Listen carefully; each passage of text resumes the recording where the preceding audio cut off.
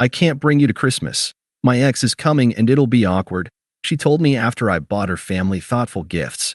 So I left and never looked back. Hey, viewers. Before we move on to the video, please make sure to subscribe to the channel and hit the like button if you want to see more stories like this. Thanks. I've been putting this off for months, but I need to get this out. What happened last Christmas still feels surreal, but I guess that's what happens when someone you love decides to detonate your life 3 days before the holidays. Amelia and I had been together for 2 years. Not the longest relationship, but long enough that we'd started talking about real things, moving in together, meeting extended family, building something that mattered. She was the first woman I'd ever felt completely comfortable planning a future with. I'm not someone who falls easily, but when I do, I go all in.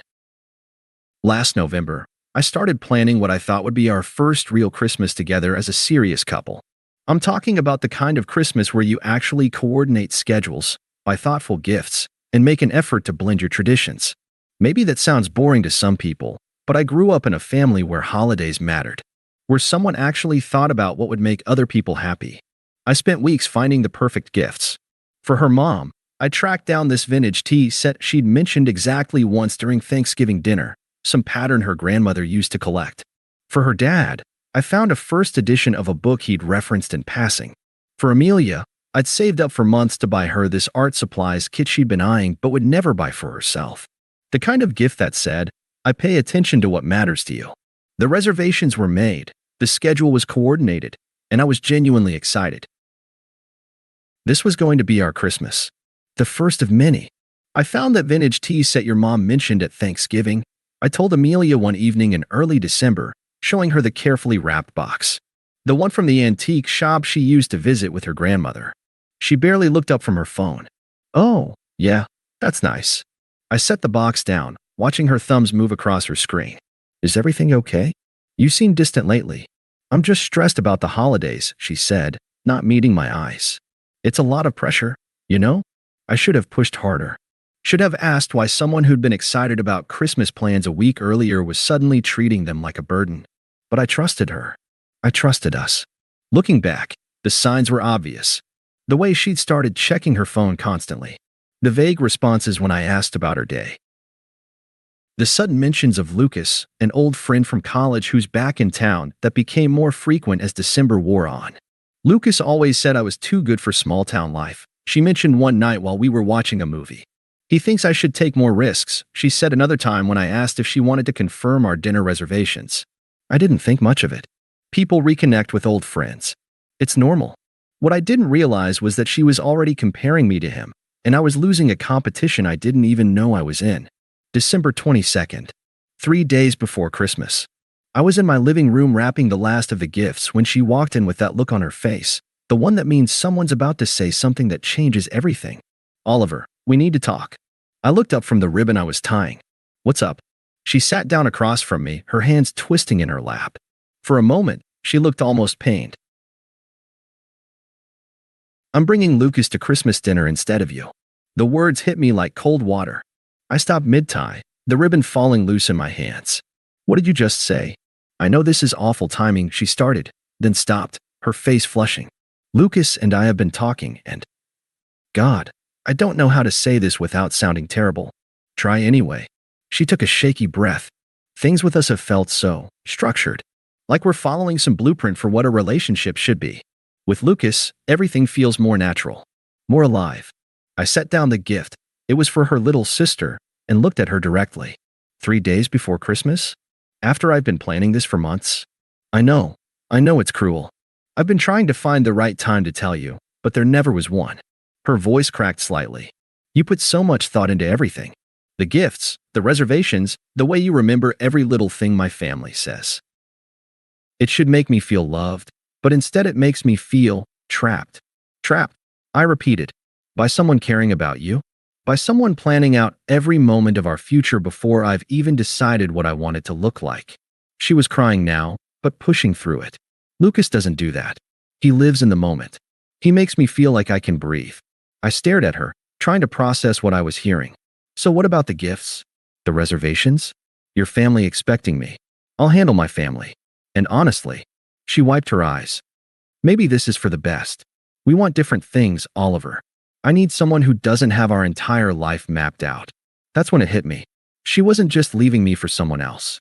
She was rejecting the very foundation of who I was. The care I'd put into making our Christmas special wasn't romantic. It was suffocating. The attention I'd paid to her family wasn't thoughtful. It was controlling. I could have argued. Could have pointed out that she'd seemed happy about all the planning until Lucas appeared. Could have asked her to at least wait until after Christmas. Could have begged her to reconsider. Instead, I stood up and walked to the pile of wrapped gifts I'd been organizing by family member.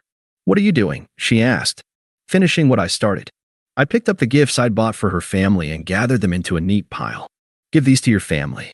I put a lot of thought into them. She stared at the gifts but didn't take them. "Oliver, you don't have to." "Yes, I do." I set them on the coffee table between us. "Your family deserves to have Christmas gifts, even if I won't be there to give them myself. You're making this harder than it needs to be."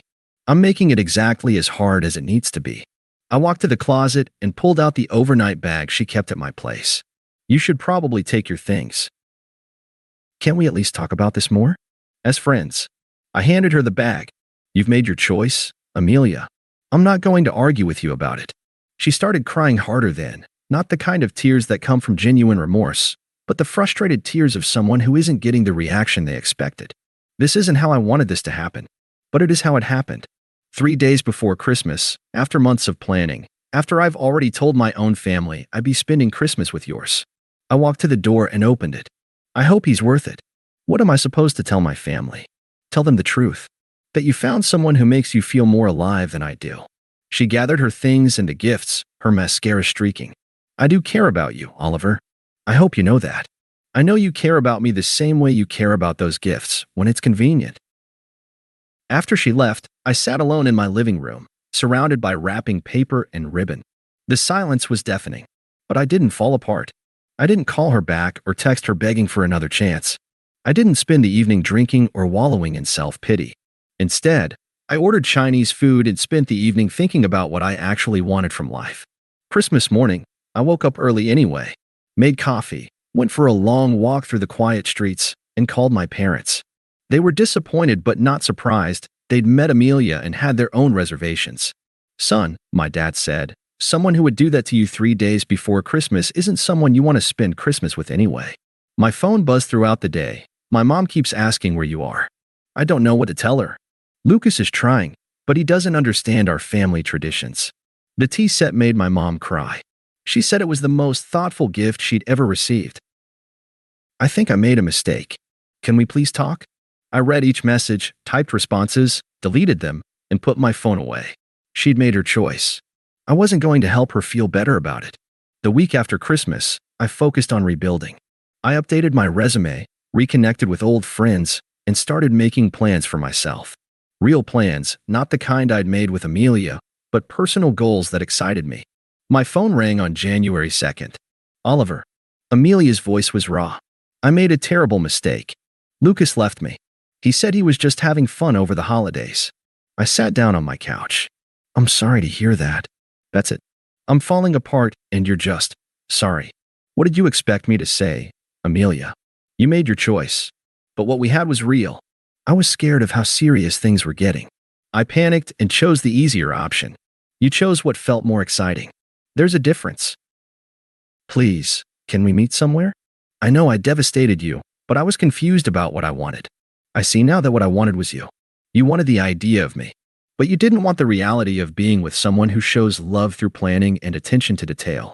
Those things are what made you special. Lucas didn't care about anything that mattered to me. He just wanted to have a good time. And now you know the difference. So give me another chance. Please." I looked around my apartment, cleaner than it had been in months, filled with new books and plans for the future. "No, Amelia. I don't want to." The calls continued for weeks, each one more desperate than the last.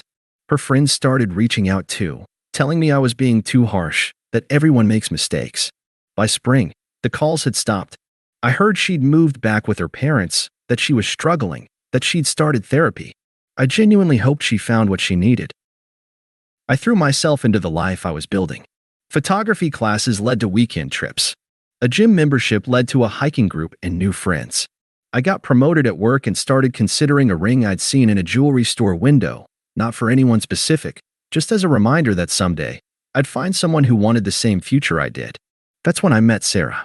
Sarah was different from Amelia in every way that mattered. She was thoughtful where Amelia was impulsive, steady where Amelia was volatile. Most importantly, she appreciated the things about me that Amelia had found overwhelming. "I love how you remember things," she told me one evening as we planned a weekend trip. "It makes me feel like I'm important to you. You are important to me." "I know. And I love that you show it in ways that matter." When December rolled around, Sarah was excited about our first Christmas together. "I want to meet your family," she said while we decorated her apartment. "And I want you to meet mine. I think they'll adore you." "Are you sure? I tend to go overboard with holiday planning." She laughed. "Promise me you will. My family does everything last minute, and I've always wanted to experience what it's like when someone actually thinks ahead." We were discussing Christmas Eve dinner when my phone buzzed. "Hey, it's Amelia. I know it's been a while, but I wanted to reach out. I'm doing better now, and I was hoping we could talk." I showed Sarah the message. "Want me to respond? Do you want to?" I thought about it. "No, I really don't." "Then don't." I deleted the message and went back to planning our menu. The holiday party was at our mutual friend Mike's house. Sarah and I walked in together, and I felt that comfortable confidence that comes from being with someone who genuinely wants to be with you. That's when I saw her. Amelia was by the punch bowl, looking smaller than I remembered. She was alone, checking her phone with the desperate frequency of someone hoping for rescue. "Is that her?" Sarah asked quietly. "Yeah, she looks lost." "She probably is." Sarah squeezed my hand. "Are you okay?" "I'm fine." And I was. Looking at Amelia, I felt only distant sympathy. I was talking to Mike when I felt someone approach. "Oliver." I turned. Amelia stood there, holding a drink, her smile strained. "I didn't know you'd be here. You look really good." "Hi, Amelia." I put my arm around Sarah. "This is Sarah." "Hi," Sarah said warmly, extending her hand. "I'm Sarah." Amelia shook it, her smile faltering. "I'm Amelia. We dated." "I know," Sarah said kindly. "Oliver mentioned you two had history." I watched Amelia process this, that our entire relationship had been reduced to history in my conversations with someone new. "I've been thinking about us lately," Amelia said, her voice tight. "About what we had." "That was a long time ago," I said. "I've moved on. But don't you miss the way we used to be?" Her voice cracked slightly. "The way you used to plan everything for us." "I still plan things." I looked at Sarah, who beamed back at me. "Sarah and I are spending Christmas with her family. We've been coordinating for months. Oliver's been working with my mom to perfect her grandmother's prime rib recipe," Sarah added, clearly proud. "And he found the most incredible gifts for my nieces and nephews. I don't know how he keeps track of what they all love." I watched Amelia's face as Sarah spoke, seeing the realization that everything she'd rejected about me was exactly what Sarah treasured. "Please," Amelia said, her composure cracking. "Can we just—" "Amelia," I interrupted gently. "I'm not the same person you left. And I'm grateful you did leave. I learned what I actually deserve. But I know now that I made a mistake. I was young and scared and stupid. And now you're a year older and hopefully wiser. I hope that serves you well." Sarah stepped closer. "We should get back to the party. Take care of yourself, Amelia."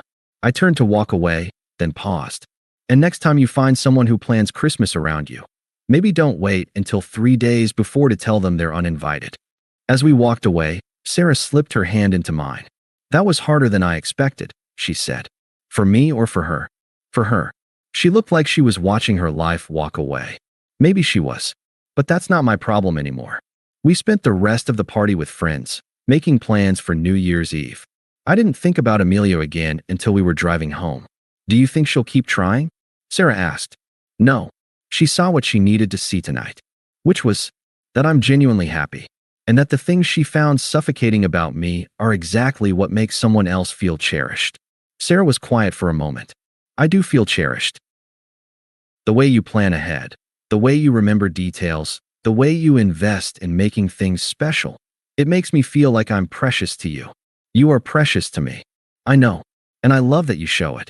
That night, I thought about the ring I'd been considering, not as a distant someday purchase, but as something with real purpose, someone who deserved it. I never heard from Amelia again. According to Mike, she moved to another city months later, started fresh somewhere else. I genuinely hope she found what she was looking for. This Christmas, Sarah and I are hosting dinner at our new apartment. I've been planning since October, coordinating with both families, and yes, I've already wrapped most of the gifts. Sarah thinks it's wonderful. I love watching you create these experiences, she told me last week. You don't just plan events, you build memories. She's right. That's exactly what I do. Last week, I saw a familiar tea set in an antique shop window. The same pattern I bought for Amelia's mom. For just a moment, I wondered if she'd kept it, if she'd ever told her family the real story about why I wasn't there for Christmas. Then I walked past and went to find what I was actually looking for, something that would make Sarah's mom smile on Christmas morning. Because that's what love looks like to me. Not grand gestures or spontaneous adventures, but the daily choice to make someone feel seen and valued. The willingness to plan ahead because their happiness matters to you. Amelia taught me that not everyone wants to be loved that way. Sarah taught me that the right person will treasure it. The ring is already bought. I'm planning to propose on Christmas morning. Thanks for watching. Make sure to subscribe to the channel and hit the like button. What do you think about this story? Share it in the comments.